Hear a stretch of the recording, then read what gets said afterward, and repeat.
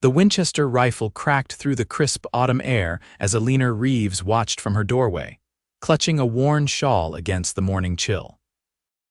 The sound of gunfire was nothing new in Cottonwood Springs, especially not since the mining company had moved in last month, bringing with it a fresh crop of opportunists and fortune hunters to this corner of Colorado territory in 1876. Eleanor sighed, tucking a strand of chestnut hair behind her ear. At 27, she was already considered a spinster by most, though the gold band on her finger told a different story. A widow of 2 years, she had learned that in this town, a woman without money meant a woman without worth. "Mrs. Reeves," the voice of Stanley Humphrey, the banker, called from the street. "I'll need your decision by week's end.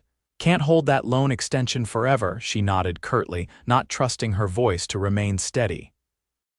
The small ranch she and Thomas had built together was slipping through her fingers like the fine Colorado sand. No dowry to fall back on, no family money to see her through, just 6 acres, a few chickens, and dwindling hope. The sound of hoofbeats drew her attention as a group of riders approached from the south. New faces weren't uncommon these days, but something about the man leading the small party caught her eye. Tall and broad-shouldered, he rode with the easy confidence of someone who belonged in the saddle. His dark hat was pulled low, but she caught a glimpse of sun-weathered skin and a strong jawline beneath it.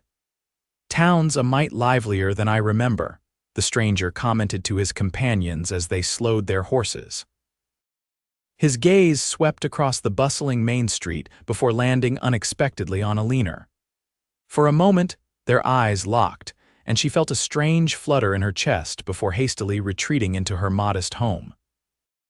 The next morning found Eleanor at Wellington's general store, carefully counting coins for a small sack of flour and beans. Her once fine dress had been mended so many times it barely resembled its original form, but she held her head high despite the whispers that followed her. Thomas Reeves' widow. Not a penny to her name. Shame about the ranch. Eleanor's cheeks burned, but she maintained her dignity, sliding her meager purchases across the counter to Mrs. Wellington, a plump woman whose sympathetic eyes couldn't quite mask her pity. "Eleanor, dear, I've added some coffee. Consider it a gift," Mrs. Wellington whispered. "I can't accept," Eleanor began, pride still intact despite her circumstances. "Nonsense.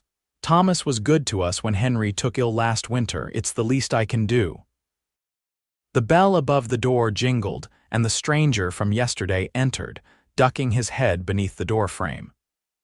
Up close, he was even more imposing, easily over 6 feet, with shoulders that strained against his worn leather vest. A revolver hung at his hip, but there was nothing threatening in his bearing. "Afternoon, madam," he nodded to Mrs. Wellington before his gaze settled on Eleanor. Recognition flickered in his deep-set blue eyes. "Madam," he repeated, touching the brim of his hat. Eleanor nodded politely, gathering her purchases. As she turned to leave, the stranger stepped aside, but not before she caught the scent of leather and sage that seemed to cling to him. "New in town?" Mrs. Wellington asked, always eager for information. Passing through, name's Dawson Turner. "Looking for work, maybe a place to settle if the right opportunity presents itself." His voice was deep with a slight drawl that suggested Texas origins. Eleanor paused at the threshold, curiosity momentarily overcoming her usual reserve. Their eyes met briefly, and something in his steady gaze made her breath catch. Remembering herself, she hurried out into the street, admonishing herself for such foolishness. She had no time for strange men, no matter how compelling their eyes. 3 days later, Eleanor found herself facing Stanley Humphrey across his polished desk at the Cottonwood Springs Bank and Trust. The loan extension had been denied. "I'm truly sorry, Mrs. Reeves," Humphrey said, not sounding sorry at all, "but business is business. Without collateral or a male cosigner, the bank simply cannot justify further risk." "I have the ranch," Eleanor countered, 6 acres of good land." "Land that's been mortgaged to its limit already," Humphrey replied, steepling his fingers. "Perhaps if you had family, or had come to your marriage with a proper dowry. The implication hung in the air, clear as day. A woman without money or male relations was worth less than nothing in the eyes of men like Humphrey. Eleanor gathered her dignity around her like armor. "When must I vacate my home?" she asked, voice steady despite the despair threatening to engulf her. "The bank will claim the property in 2 weeks. I'm sure the church ladies can find you suitable arrangements." His tone suggested that suitable might mean scrubbing floors or taking in laundry for the rest of her days. Eleanor stood, her back ramrod straight. "Good day, Mr. Humphrey." She stepped out into the harsh sunlight, blinking back tears that she refused to shed in public. So focused was she on maintaining her composure that she collided with a solid wall of humanity. Dawson Turner. "Whoa there," he said, steadying her with gentle hands on her shoulders. "Everything all right, Mrs. Reeves?" "Eleanor Reeves," she supplied, stepping back from his touch. "And yes, perfectly fine, thank you." His eyes, clear blue as a mountain lake, studied her face. "No offense, madam, but you don't look fine." A bitter laugh escaped before she could stop it. "Is it customary where you're from, Mr. Turner, to comment on a lady's appearance?" A smile quirked at the corner of his mouth. "Only when the lady looks like she might be in need of assistance." "I assure you I am quite capable of handling my affairs," Eleanor replied, though her voice lacked conviction. "Never doubted it for a moment," Dawson said. "But even the most capable folks can use a friendly ear now and again." Before Eleanor could respond, the banker emerged from his office. "Ah, Mr. Turner, I trust you've considered my proposition regarding that plot north of town." Dawson's expression shifted to something unreadable. "Still thinking on it, Humphrey. Good day to you both." With a tip of his hat, he continued down the street, leaving Eleanor to wonder at the exchange and the strange, lingering warmth his presence had left behind. The following Sunday, Eleanor sat alone in the back pew of Cottonwood Springs' modest white church. Reverend Matthews preached about charity and kindness, though Eleanor had seen precious little of either since Thomas's passing. The congregation's eyes occasionally drifted her way, some pitying, others calculating how soon they might hire her as a housekeeper or laundress once the bank took her home. As the service concluded, she slipped out quietly, avoiding the social gathering that followed. The autumn sun warmed her face as she began the mile walk back to her ranch, her thoughts heavy with the looming deadline, Mrs. Reeves. The voice startled her from her reverie. Dawson Turner sat atop his chestnut gelding, hat tipped back to reveal his full face in sunlight, strong features softened by kind eyes. "Mr. Turner," she acknowledged, "headed home. Might I offer you a ride? It's a fair distance." Pride warred with practicality. Her worn boots had developed a painful blister, and the thought of walking the entire way made her feet throb in protest. "That's very kind, but no strings attached," he assured her, extending a hand. "Just being neighborly." After a moment's hesitation, she accepted his help, settling side-saddle before him. The proximity was intimate in a way Eleanor hadn't experienced since Thomas died, and she sat rigidly, keeping as much distance as the saddle would allow. "Relax, Mrs. Reeves." "I don't bite," Dawson said, amusement coloring his voice as he nudged the horse forward. "Forgive me, I'm not accustomed to." She trailed off, to accepting help, she nodded, grateful he couldn't see her face. "Thomas, my late husband, always said I was too stubborn for my own good." "Sounds like a wise man." "He was," Eleanor said softly. "We came west together 5 years ago with big dreams, started the ranch from nothing." "What happened to him, if you don't mind my asking?" "Mining accident. The Silver Creek operation 2 years ago." Dawson was quiet for a moment. "I'm sorry for your loss." The simple, sincere words touched her more than all the elaborate condolences she'd received from townsfolk who barely knew Thomas. "Thank you," she said. Then, to shift the conversation away from painful memories, "What brings you to Cottonwood Springs, Mr. Turner?" "Dawson, please. And to answer your question, opportunity, same as most folks. Spent years driving cattle up from Texas, saved my earnings. Thought it might be time to put down roots." And Humphrey's proposition, Dawson chuckled. Man's been trying to sell me some land since I arrived. Says it's prime for ranching. Is it? Eleanor asked, curious despite herself. It's decent enough, but I've got my eye on something else. They crested a small rise, and her ranch came into view, modest but neat, with a small barn and corral beside the two-room cabin. Smoke curled from the chimney, making Eleanor frown in confusion. Expecting company? Dawson asked, noticing her expression. No, she said, suddenly alert. I didn't leave a fire going. They approached cautiously, and Eleanor's tension eased when she recognized Joe Henderson's wagon. The aging blacksmith had been Thomas's friend and had kept an eye on her when he could. Joe emerged from the cabin as they rode up, his weathered face breaking into a grin at the sight of them. Mrs. Reeves was just checking your roof before the winter sets in, left some stew warming. His eyes moved curiously to Dawson. Eleanor made the introductions as Dawson helped her down from the horse. Joe was Thomas's dearest friend, she explained. Any friend of Thomas Reeves is welcome here, Joe said, extending a hand that Dawson shook firmly. You staying in these parts long, Turner? That depends on a few things, Dawson replied, his eyes briefly meeting Eleanor's. Joe's expression grew serious. Heard about the bank situation, Eleanor. It ain't right what Humphrey's doing, Eleanor sighed. It's business, Joe. The loan terms were clear. Terms get bent for men all the time, Joe grumbled. Just cause you've got no family money and no man to vouch for you. Dawson's interest seemed piqued. The bank's foreclosing, Eleanor shifted uncomfortably. Mr. Turner, I appreciate the ride home, but my financial matters are private. Of course, Dawson said smoothly, though sometimes a fresh perspective can help. What Eleanor needs is a miracle or a rich husband, Joe said bluntly. Bank won't deal with a widow with no dowry to back her. Joe, Eleanor exclaimed, mortified. Dawson's expression remained neutral, though something flickered in his eyes. Well, I should be on my way. Mrs. Reeves, thank you for the conversation. Joe, pleasure meeting you. With a tip of his hat, he mounted his horse and rode away, leaving Eleanor with a strange mixture of relief and disappointment. Nice fella, Joe commented. Caught him asking about you in town yesterday. Eleanor's head snapped up. What, why? Joe shrugged. Curious, I reckon. Wanted to know your story.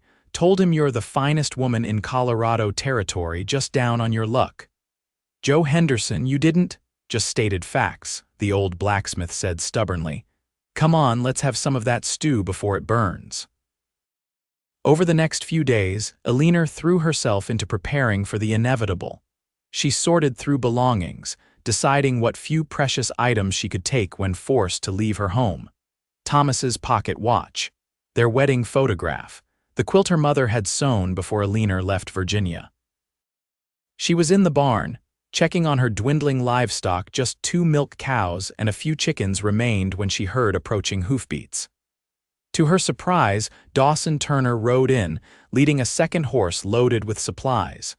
Mr. Turner, she called, emerging from the barn. This is unexpected, he dismounted with easy grace. Thought you might need some help with winter preparations. Joe mentioned your roof needed work. Eleanor bristled. I don't need charity. It's not charity, it's labor exchange, Dawson replied calmly. You feed me lunch, I fix your roof. Fair trade. She wanted to refuse, but practicality won out. The roof did leak in 3 places and she had no means to fix it herself. Very well, she conceded, but I insist on a proper trade. I can offer a meal and fresh milk. Dawson smiled, the expression transforming his face from handsome to devastating. Deal. For the next few hours, Eleanor busied herself with chores while Dawson worked on the roof. The rhythmic sound of his hammering was oddly comforting, a reminder of when Thomas had been alive and their home had rung with the sounds of industry and purpose. When noon approached, she called him in for the promised meal, a simple but hearty stew with fresh bread she had baked that morning. They sat across from each other at her small table, an unexpected companionship forming in the quiet. This is excellent, Dawson said, breaking the silence. Been a while since I had a home-cooked meal. Where do you take your meals in town? Eleanor asked. The hotel dining room mostly. It's passable. Just passable. Mrs. Miller will be devastated. She prides herself on her cooking. Dawson laughed, a rich sound that filled the small cabin. Don't tell her I said so. Your secret is safe, Eleanor promised, finding herself smiling despite everything. You have a beautiful smile, Mrs. Reeves. Should use it more often. The unexpected compliment brought a flush to her cheeks. Mr. Turner, Dawson, he corrected gently, and I don't mean to overstep, just an observation. Eleanor studied him, trying to discern his intentions. In her experience, single men didn't repair roofs for widows without expecting something in return. Why are you really here, Dawson? He set down his spoon, meeting her gaze directly. Because I think what's happening to you is wrong, because I believe in helping neighbors, and because. He paused, seeming to choose his words carefully. I find myself wanting to know you better. The honesty in his voice disarmed her. You barely know me. I know enough. I know you've faced hardship with dignity. I know you work your fingers raw to keep this place going. I know folks in town respect you, even if they don't know how to help you. And you do. Dawson leaned back, considering. Maybe, if you'd let me try. Something about his steady presence made Eleanor want to trust him, but years of self-reliance made her wary. I appreciate the sentiment, but this is my burden to bear. He nodded, respecting her position. Fair enough, but my offer stands should you change your mind. After lunch, he returned to the roof, and Eleanor found herself watching him work, wondering what kind of man would invest so much effort in helping a stranger. By late afternoon. The roof was sound, and Dawson had even repaired her sagging porch steps. He declined her offer of coffee before leaving, citing other commitments in town, but promised to check on his handiwork in a few days. As she watched him ride away, Eleanor felt a curious mixture of emotions she couldn't quite name. Gratitude, certainly, but something else too. Something she hadn't felt in a long time. The next morning, Eleanor woke to the sound of raised voices outside her cabin. She dressed hurriedly, heart pounding, and opened her door to find Stanley Humphrey engaged in a heated discussion with Dawson Turner. Gentlemen, she called sharply. What is the meaning of this? Both men turned, Humphrey's face flushed with anger, Dawson's expression carefully controlled. Mrs. Reeves, Humphrey said stiffly. I was just explaining to Mr. Turner here that the bank's decision regarding your property is final. Eleanor's gaze moved between them. And why would that concern Mr. Turner? Dawson stepped forward. I've made Mr. Humphrey an offer to purchase your loan. You what? Eleanor gasped. It's a sound business decision, Dawson continued. The land has value and I've been looking to establish myself here. Humphrey snorted. It's more than the land is worth and you know it. That's my concern, not yours, Dawson replied evenly. Do we have a deal or not? The banker's eyes narrowed calculatingly. The bank's board will need to approve, but yes, I believe we can come to an arrangement. Eleanor felt as though the ground had shifted beneath her feet. I don't understand. What does this mean for me? Dawson turned to her, his expression softening. It means, Mrs. Reeves, that I'll hold your loan instead of the bank with more favorable terms. But why? She asked, bewildered. As I said, it's a sound investment. Humphrey cleared his throat. If we're agreed, I'll draw up the paperwork this afternoon. Good day to you both. He mounted his horse and rode off, looking disgruntled. Once he was out of earshot, Eleanor rounded on Dawson. What are you doing? I told you I don't want charity. It's not charity, he insisted. It's business and perhaps. He hesitated. Something more, she repeated. Dawson removed his hat, running a hand through his dark hair. Eleanor, I've been looking for a place to build a future. From everything I've seen and heard, you're a woman of remarkable character. I respect your independence, but I also believe sometimes two people can build something stronger together than they could alone. Eleanor stared at him, scarcely believing what she was hearing. Mr. Turner, if this is some kind of proposal, it's not. Not yet anyway, he said with a smile that made her heart skip. It's an opportunity for both of us. I'll buy your loan, you keep your home, we get to know each other properly without the pressure of imminent foreclosure hanging over your head. And if we don't suit, Eleanor asked carefully. Then you have a fair loan with reasonable terms and I have a good investment. No one loses. It was tempting, so tempting that Eleanor immediately distrusted it. Why would you do this for a woman you barely know? Dawson stepped closer, his eyes holding hers. Because when I rode into Cottonwood Springs and saw you standing on your porch, something told me you were worth knowing, worth helping. The more I learn about you, the more certain I become. You can't possibly, Eleanor, he interrupted gently. In my 32 years, I've learned to trust my instincts. They're telling me you're special, more precious than any gold I might find elsewhere. The words struck a chord deep within her. Not since Thomas had anyone spoken to her with such sincerity, such belief in her worth beyond material considerations. I don't know what to say, she admitted. Say you'll think about it. Say you'll let me help. The rest we can figure out day by day. After a long moment, Eleanor nodded. All right, I'll think about it. Dawson's smile was like sunrise breaking over the mountains. That's all I ask. In the days that followed, Cottonwood Springs buzzed with the news. Dawson Turner, the newcomer, had purchased Eleanor Reeves's debt from the bank. Speculation ran rampant, from the romantic to the scandalous. But Eleanor held her head high, ignoring the whispers. True to his word, Dawson presented her with new loan terms reasonable, fair, and with a timeline that wouldn't strangle her meager income. But more than that, he became a regular visitor to her ranch, bringing supplies, lending a hand with repairs, and slowly, carefully, earning her trust. They established a routine. On Tuesdays and Fridays, he would join her for dinner, sometimes bringing ingredients from town to supplement her simple fare. On Sundays after church, they would take long walks along the creek that bordered her property, talking about everything and nothing: his childhood in Texas, her early years in Virginia, their dreams and disappointments. I was engaged once before, he confessed one crisp November afternoon as they sat by the creek. Back in Texas, daughter of a wealthy rancher. What happened? Eleanor asked, watching golden leaves drift downstream. Her father lost everything in bad investments. Suddenly, I wasn't such a good match anymore. Dawson tossed a pebble into the water. She married a banker within the year. I'm sorry, Eleanor said softly. He shrugged. Don't be. Taught me an important lesson about what truly matters. And what's that? Character, integrity. The kind of strength that doesn't come from a bank account. His eyes met hers.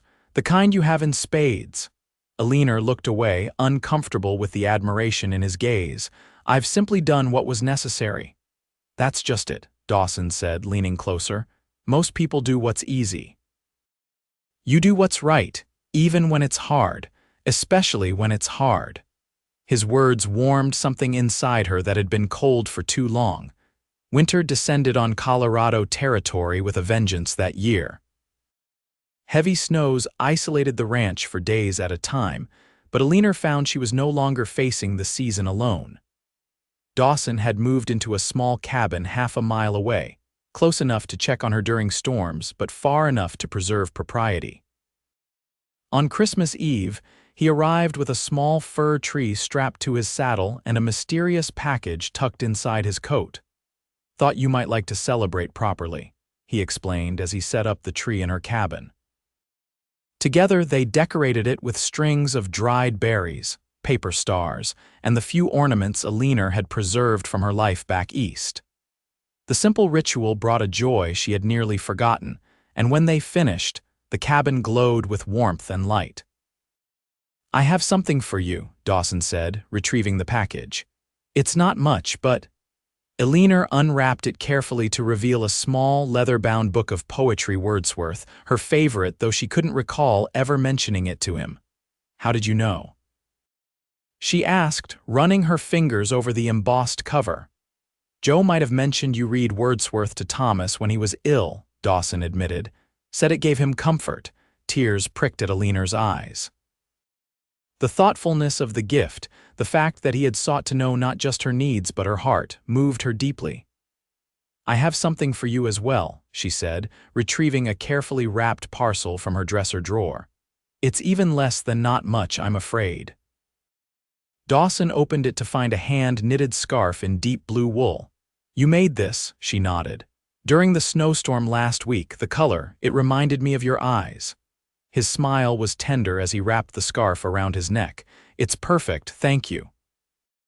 They sat before the fire, sharing a simple meal and stories from Christmases past.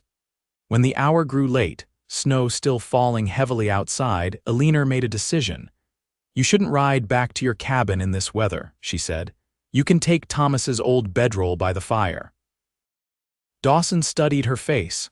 "Are you certain? I wouldn't want to compromise your reputation." "I think we're both old enough to manage one night under the same roof with propriety intact," she replied with unexpected lightness. "Besides, who would know out here?" he laughed. "Fair point." Later, with Dawson settled by the hearth and Eleanor in her small bedroom, she lay awake listening to the crackle of the fire and the occasional shifting of her guest. For the first time since Thomas died, her home felt truly warm, truly alive. January brought bitter cold and a revelation. Eleanor, reviewing her accounts one evening, realized with a start that with Dawson's revised loan terms and his help with repairs that had improved the ranch's efficiency, she might actually turn a small profit by summer if she could increase her chicken flock and perhaps add a few head of cattle. When she shared this realization with Dawson during his next visit, his face lit up with genuine pleasure at her enthusiasm. "I've been thinking along similar lines," he confessed. "The Henderson property adjacent to yours is available, good grazing land. Together with what you have here, it could make a viable operation." "Together," Eleanor repeated, the word hanging between them. Dawson met her eyes steadily. "Eleanor, I think you know my feelings have grown beyond friendship or business." Her heart quickened. "Dawson, let me finish," he said gently. "I came to Cottonwood Springs looking for a place to belong. I found you instead. These past months have been the happiest of my life, not because of any land or investment, but because of you, your strength, your kindness, your determination." He took her hand, his touch warm and sure. "I'm not Thomas. I know I can never replace what you had with him, but I believe we could build something good together, something true." Eleanor's eyes filled with tears. "People will say you only want the ranch. Let them talk. We'll know the truth." "And what is the truth?" she whispered. Dawson drew her closer. "That you, Eleanor Reeves, are more precious than any gold. That I love you, dowry or no dowry, ranch or no ranch. That I want to spend my life proving it to you if you'll have me." In that moment, Eleanor felt the last of her carefully constructed walls crumble. The grief for Thomas would always be part of her, but it no longer defined her future. "Yes," she said simply, "I'll have you." His kiss was gentle at first, then deepened with a passion that made her dizzy. When they finally parted, both breathless, Dawson rested his forehead against hers. "I should have done that months ago," he murmured. Eleanor laughed, feeling lighter than she had in years. "Better late than never, Mr. Turner." They were married in the spring, when wildflowers carpeted the meadows around Cottonwood Springs. The entire town turned out for the ceremony, curiosity as much as goodwill driving their attendance. Stanley Humphrey watched with barely concealed disappointment as the woman he had dismissed as worthless exchanged vows with the man who had recognized her true value. "I, Dawson, take you, Eleanor, to be my lawfully wedded wife," he said, his voice clear and strong. "To have and to hold from this day forward for better, for worse, for richer, for poorer, in sickness and in health, until death do us part." As Eleanor repeated the vows, she felt not the desperate gratitude society might expect from a penniless widow, but the confident love of a woman who knew her own worth and had found a man who valued her for exactly who she was. The years that followed brought challenges, as all lives do. Drought one summer, harsh winter the next, but they also brought joy, the steady growth of their ranch, now one of the most prosperous in the county. The birth of their son, Thomas Joseph Turner, in their second year of marriage, followed by a daughter, Sarah, 2 years later. The respect of the community, hard-won but genuine, on their 5th anniversary as they sat on the porch of their expanded home watching the sunset paint the mountains gold, Eleanor rested her head against Dawson's shoulder. "Do you ever regret it?" she asked. Taking a chance on a widow with no dowry and a mountain of debt, Dawson's arm tightened around her. "Best investment I ever made," he said, pressing a kiss to her temple. "Though I maintain it was never about the money." Eleanor smiled, watching their children play in the yard with the puppy Dawson had brought home last week. "No, what was it about then?" He turned her face to his eyes as blue and true as the day they'd met. "Finding the one thing in this world more precious than gold." And as he kissed her, Eleanor knew with absolute certainty that she had found it too.